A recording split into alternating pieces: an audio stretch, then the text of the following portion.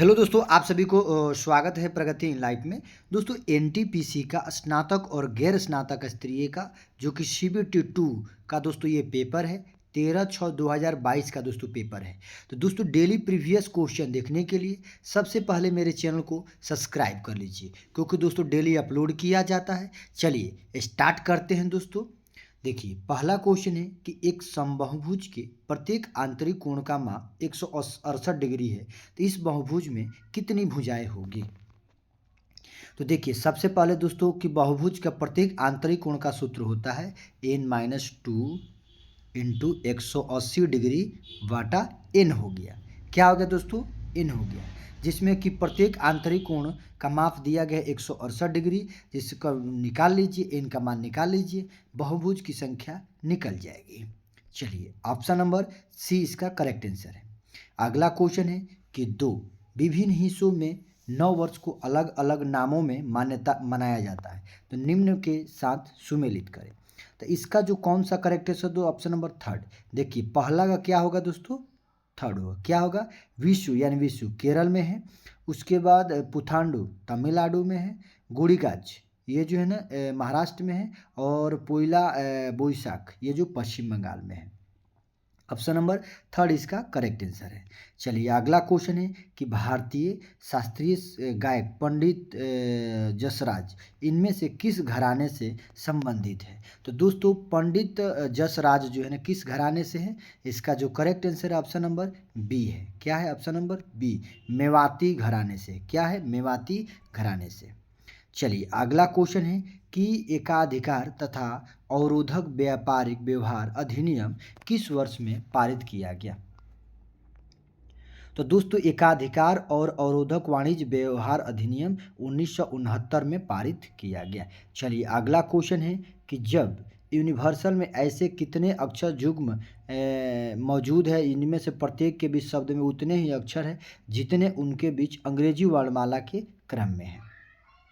तो दोस्तों, इसका करेक्ट आंसर ऑप्शन नंबर 4 आएगा। देख लीजिए, बनाइएगा। चलिए, अगला क्वेश्चन देखते हैं कि ISSF international shooting sports federation विश्व कप 2021 किस भारतीय शहर में आयोजित किया गया। तो दोस्तों, इसका correct answer option number B हो जाएगा, नई दिल्ली में। अगला क्वेश्चन दिया गया है कि गंगा नदी पर स्थित राष्ट्रीय जल मार्ग संख्या 1 इलाहाबाद को किससे जोड़ता है। देखिए, गंगा नदी पर जो कि राष्ट्रीय जल मार्ग की संख्या 1 है, इलाहाबाद किसको जोड़ती है दोस्तों? ये जो है हल्दिया को जोड़ती है, जो कि हल्दिया को जोड़ता है। चलिए, अगला क्वेश्चन है कि ए और बी ऐसी संख्या है कि ए बी से 40% बड़ी है। यदि ए में 20% की कमी की जाती है तो बी में 38% की वृद्धि की जाती है, तो ए और बी के कुल मान में कितने प्रतिशत की वृद्धि होगी। तो देखिए दोस्तों, जो कि ए और बी है, पहला ए बी से 40% यानी बी हो गया 100, ये हो गया 40% बड़ी है। उसके बाद दूसरा है परिवर्तन के बाद कि बी की कमी जो है ना करते हैं, तो 20% कमी करते हैं और बी में 38% वृद्धि हो जाती है, तो ये 112 हो गया और 138 हो गया। तो मूल योग जो कितना हो गया? 240 हो गया। बनाइएगा, इसका correct answer option number C आएगा। देख लीजिए किस प्रकार ये बनाया गया है, ये जो दिया गया है। अगला क्वेश्चन देखते हैं, कथन और निष्कर्ष है, जिसमें कि कुछ पेंसिल पेन है, कोई पेन पर्सनर शार्पनर नहीं है, कोई शार्पनर स्टेपलर है। तो बताना है निष्कर्ष में कम से कम कुछ स्टेपलर पेन है और सभी पेंसिल पेन है। तो दोस्तों, इसका correct answer option number B, न तो निष्कर्ष 1 और न ही निष्कर्ष 2 पालन करता है। चलिए, ये देख लीजिए किस प्रकार ये बनाया गया है। अगला क्वेश्चन है, क्वेश्चन नंबर 10 है कि यदि n मानो x1 x2 xn में प्रत्येक 12 घटाया जाता है तो प्राप्त परिणाम संख्या का जोगफल 92 प्राप्त होती है। यदि n मानों में से प्रत्येक में से 8 घटाया जाता है तो संख्या का जोगफल 208 प्राप्त होता है। यदि दिए गए n मानों का माध्य कितना है, आपको उत्तर बताना है। ऑप्शन नंबर ए इसका करेक्ट आंसर है। बनाइएगा। चलिए, अगला क्वेश्चन, जिसमें कि दोस्तों प्रश्न और कथन दिया गया। धीरज का जन्म किस वर्ष हुआ था। प्रश्न कथन में वर्तमान में धीरज की आयु उसकी माँ पार्वती से 35 वर्ष कम है। दूसरा है धीरज के भाई शान, जिसका जन्म 1998 में हुआ था, कि आयु उसकी माँ पार्वती से 45 वर्ष कम है। तो कौन सा होगा दोस्तों इसका? ऑप्शन नंबर बी, 1 और 2 दोनों एक साथ पर्याप्त है। चलिए अगला क्वेश्चन है दोस्तों, दिया गया है कि यदि x+1 अनुपात x+5 बराबर, ये जो दिया गया है दोस्तों, आपको ये जो है ना मध्यानुपाती ज्ञात करना है। तो इसका दोस्तों 12 का आप लोगों को कमेंट बॉक्स में आंसर बताइएगा। अगला क्वेश्चन